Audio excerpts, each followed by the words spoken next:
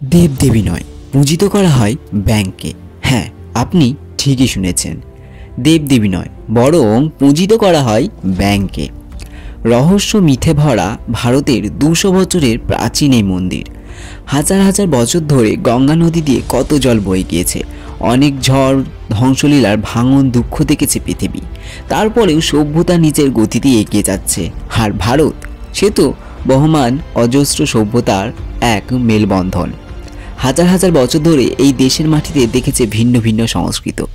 গোটা ভারত জুড়ে রয়েছে বিভিন্ন স্থাপত্য, মন্দির, মসজিদ, আরও কত পীঠস্থান। সেখানে জড়িয়ে রয়েছে নানা মিথ রহস্য, জড়িয়ে রয়েছে অদ্ভুত সব আচার, রয়েছে অদ্ভুত ইতিহাসও। সেরকমই এক ইতিহাস জড়িয়ে রয়েছে উত্তরপ্রদেশের লখিমপুরে, যেখানে দেবদেবী নন, প্রাধান্য পায় ব্যাঙ। বলা ভালো ভারতের একমাত্র ব্যাঙের মন্দির। উত্তরপ্রদেশের রাজধানী লক্ষৌনি থেকে প্রায় 130 কিলোমিটার দূরে লখিমপুরে খেরি জেলা।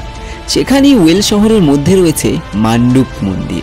স্থানীয় মানুষেরা এই নামে পীঠস্থানটিকে ডাকেন। এই মন্দিরটি হলো আমাদের গন্তব্য, ভারতের ইতিহাসের একমাত্র ব্যাঙ মন্দির।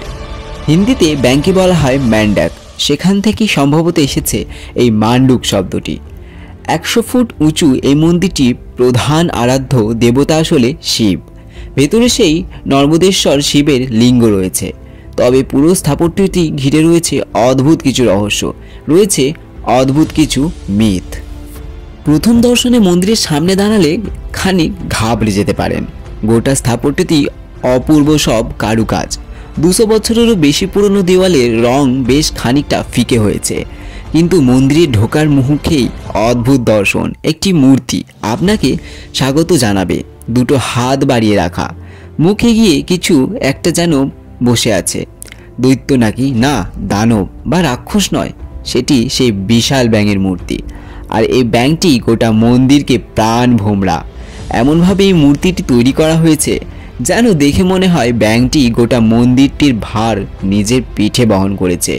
আর ব্যাঙের পিঠের ওপরই মন্দিরের মূল গর্ভগৃহ। ঐতিহাসিকদের মতে লখিমপুরের এই অঞ্চলেই একসময় চাহমান বংশের শাসকরা রাজত্ব করতেন। 19 শতকে পর্যন্ত তাদের দহরম মহরম ছিল। সেই বংশেই এক রাজা ভগৎ সিং এই মন্দির তৈরি করেছিলেন। তার পেছনে রয়েছে একটি কাহিনীও। শোনা যায় রাজা জীবন সৌভাগ্যের জন্য ব্যাঙের অবতার ছিল। ব্যাঙের পুজো নাকি করতেন তিনি, আর সেই পুজোর ফলেই নাকি প্রচুর ধন সম্পদ লাভ করেন, সন্তানের শরীরও ঠিক হয়ে যায়। তারপরই এই ব্যাঙের মন্দির তৈরি করে ভগৎ সিং।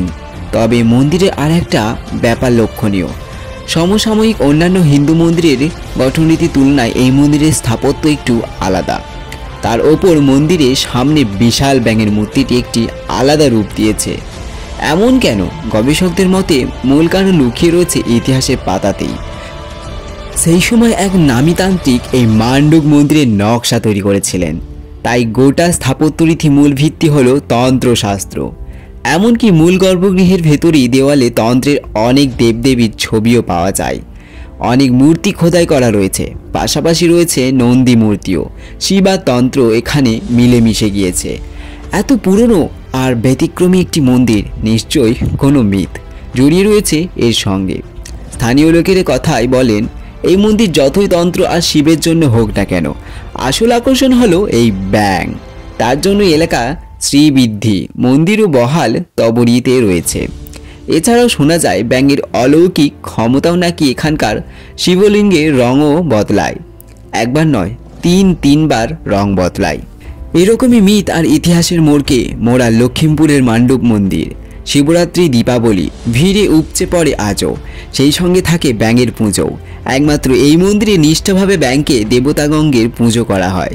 স্থানীয়দের বিশ্বাস ব্যাঙ হলো সৌভাগ্য, উর্বরতা, সমৃদ্ধ প্রতীক। তারা এখানে এটাও মান্য করে যে এই মন্দিরে পুজো দেবে, তার ধন সম্পদ বাড়বে, সন্তান লাভ হবে, পরিবারে সৌভাগ্য নেমে আসবে। তাই আজও এই বিশ্বাসে ভর করে প্রচুর মানুষ এই ঐতিহাসশালী মন্দিরে আসেন। তো আপনি কবে যাচ্ছেন সেটা নিচে অবশ্যই কমেন্ট করে জানাবেন। আর ভিডিওটা ভালো লাগলে অবশ্যই একটি লাইক করে যাবেন। আর যারা এখনও পর্যন্ত সাবস্ক্রাইব করেনি অবশ্যই সাবস্ক্রাইব করে দিন, কারণ আমাদের চ্যানেল প্রতিনিয়ত এই ধরনের বিভিন্ন ঐতিহাসিক গল্প নিয়ে আসে। তো তাড়াতাড়ি চ্যানেলটা সাবস্ক্রাইব করে দাও। ধন্যবাদ, দেখা হচ্ছে খুব তাড়াতাড়ি।